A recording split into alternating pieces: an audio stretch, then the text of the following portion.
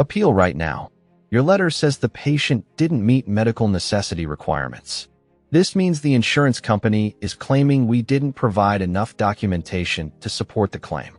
The code that matters is 2021M, indicating a medical necessity denial. Write this exact sentence in your appeal. We provided sufficient documentation to meet the medical necessity requirements, and our records support the treatment provided. Most people give up after one denial. Instead, file a second-level appeal with new evidence.